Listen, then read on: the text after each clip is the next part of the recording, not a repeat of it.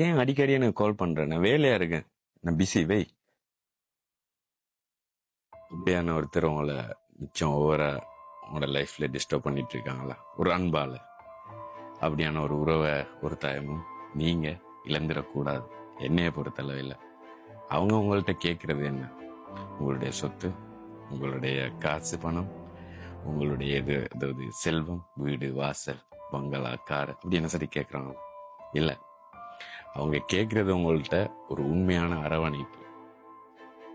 சில உறவுகள் இருப்பாங்க இல்லையா, அடிக்கடி தொலைபேசி அழைப்புகளை ஏற்படுத்திட்டு இருந்தா சரி, அவங்க எந்த விதமான ரெஸ்பான்சிபிளே தர மாட்டாங்க.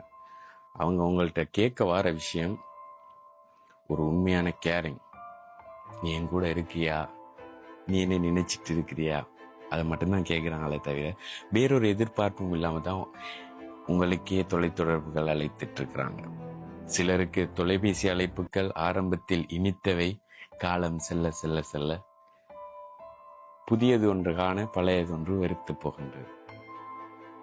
சிலருக்கு இந்த விஷயங்கள் விளங்கி இருக்கு, உனக்கு தான். சரி, வாழ்க்கையில எப்பயுமே நீங்க அன்பா பேசுற உறவா இருக்கட்டும், யார் சரி அன்பா நடந்து கொள்ற ஒரு கண்ணியமான உறவா இருக்கட்டும், அவங்க எப்பயுமே ஒரு நல்ல ஒரு கிளாஸ், அதாவது கண்ணாடி குவளை மாதிரி நினைச்சு கொள்ளுங்க. வாழ்க்கையில ஏதாவது வாய் தவறி சரி, எது சரி ஒரு வார்த்தையை காயப்படுத்தி அவங்களோட மனசை நீங்க உடைச்சிட்டீங்க அப்படின்னு வைங்க, அந்த கிளாஸ் கீழே விழுந்து உடைவதற்கு சமம். அப்படி உடைஞ்சிட்டு ஓகே, மறுபடியும் ஒட்ட வைக்க முடியும், மறுபடியும் அழகுவாக்க முடியும், மறுபடியும் அதனை ஒரு இடத்துல வச்சு ஓகே உடைஞ்சிட்டு தானே ஒட்டிட்டோம் அப்படின்னு. என்னதான் நீ ஒட்டி அழகு பார்த்தாலும் பழைய ஒரு பிரதிபலிப்பினை அந்த கண்ணாடி குவளை உனக்கு தெரிவிக்காது, உனக்கு அது திரும்ப தராது. அது முடிஞ்சு, சாப்டர் க்ளோஸ், முடிஞ்சிட்டு தானே. சரி, நீ என்னதான் அன்பை கொட்டி கொட்டி தீர்த்தாலும் பழைய அன்புக்கு ஈடாக மாறாது. அதனுடைய விரிசல்கள் எப்பயுமே விளங்கப்படுத்தி கொண்டு இருக்கு, நீ என்னை காயப்படுத்திட்ட தானே அப்படின்னு. லைஃப்ல இன்னொரு விஷயம் சொல்றேன், சில விஷயங்களை மறந்து வாழ்றவங்க இருப்பீங்க.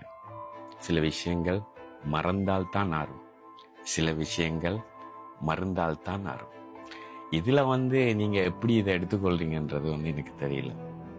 உண்மையா ஒருத்தர்ல அன்பு வைக்கிறோம், அவங்க நம்மளுடைய தேவைகளுக்கு மாத்திரம் கருவாப்பிலைய உருவி எப்படி கரைக்கு போட்டு ஆக்கிவிட்டு குப்பை தொட்டியில வீசுறோமோ கடைசியில, அதே மாதிரி வாசனைக்காக சில உறவுகள் நம்மளுடைய வாழ்க்கையில வந்திருப்பாங்க. யோசிக்கிறியா?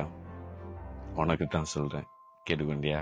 இனிமே சரி, நல்லா பட்டு இருப்ப, நெக்ஸ்ட் லெவல்ல இதை படாம, இன்னும் வருத்தப்படாம, இன்னும் டிப்ரெஷன் ஆகாம வாழ பழகிக்கொள் என்று அன்புடன். தேங்க்யூ ஆஷிக்.